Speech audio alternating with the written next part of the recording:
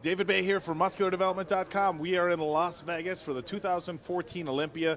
Wrapped everything up just a little bit ago. Honey, been backstage with Phil, four-time Mr. Olympia. He came out just a little bit off last night. Talk to us a little bit about some of the things that you did with Phil between last night and tonight. We definitely saw him in his usual form tonight, and he slammed that door on Kai and walked away with the Sandow. Yeah, we talked about it right after the prejudging was over, for Muscular Development. The interview basically stated exactly right up to that point when I walked out these doors. It was just, start working on the game plan. And the game plan was to start filling him back up and getting him back to 3D mode. With the heat, there were, the changes and electrolytes, all the different things that were going on, his body, I had to go back and kind of reverse engineer what happened. And it was, he had taken in a lot more water than he usually does. And I've been working with Phil going on 9 years. And what had happened was his body just started to flush, and it flushed so hard that by about 1, 2 o'clock in the morning, by the time we're going through my notes and figuring things out, I figured out that kind of what had happened. So we started to reintroduce and go hard, on carving up and filling him up. And once we started doing that, and his body just all of a sudden just started coming right back alive again. But it was just his body's getting more mature. It's burning through the carbs faster. I mean, we were doing close to almost 1,000 grams of carbs a day, and it still wasn't enough. And so his body just started eating it up. And then when we get back and after the show and reintroduced, added some key fats to it, did our thing, then all of a sudden it started to take. And once it started to take, that's when you saw what you saw tonight.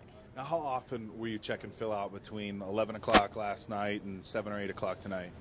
Every couple of meals. So, you would go by a couple of meals, take a look.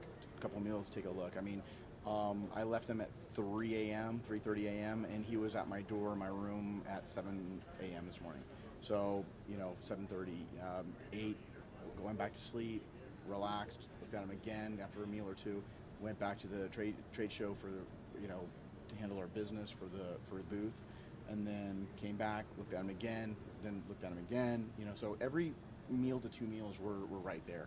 So we're constantly looking, monitoring, adjusting, and going forward. Keeping a damn close eye on him. Yeah. Now, I've had the pleasure to interview a couple of the older guys, Tony Freeman, Dexter Jackson, and one of the things that I think people assume, and including myself, that I assumed, is once you kind of figure out a strategy, you think, well, this is what worked last year, we can do this next year, and we can do this next year, and we can do this next year. And when you talk to some of the guys that have been around for a little bit longer, they tell you that's not always the case. Sometimes, what worked, Dexter, for example, he said, what worked for me when I was 35, I could do the exact same thing when I'm 40, and it doesn't work anymore. You said you've been working with Phil for a long time. Mm-hmm.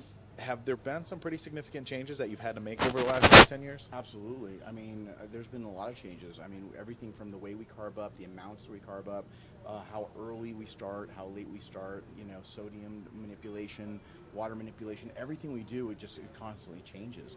I mean, usually it's not this dramatic, right. But this year, its body has become much more mature. It leaned out faster. There's a lot of things that happened. And it's just his metabolism was going crazy.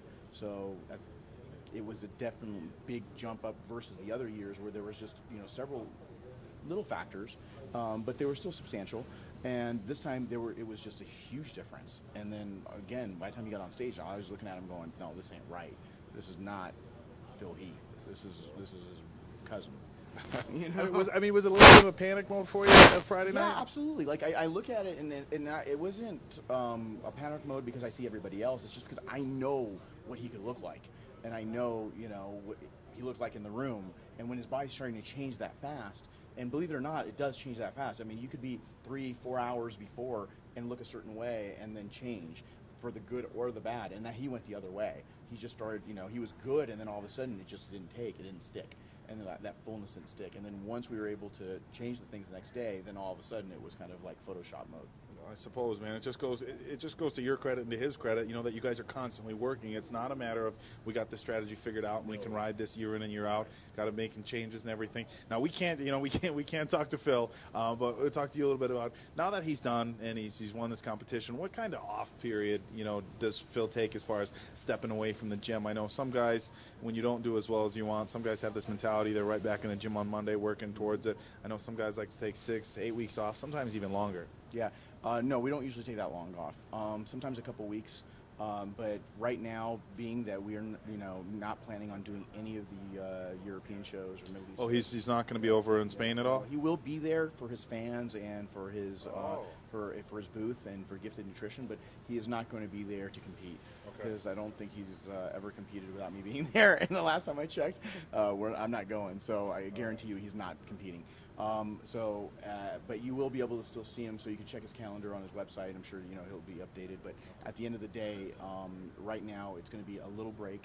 We're going to go out. We're going to party tonight. You're coming with us. We're going to go to XS. You've been to my parties. I have been to the USA After Party. Good times. Yeah, the EPGen USA After Party is pretty legendary.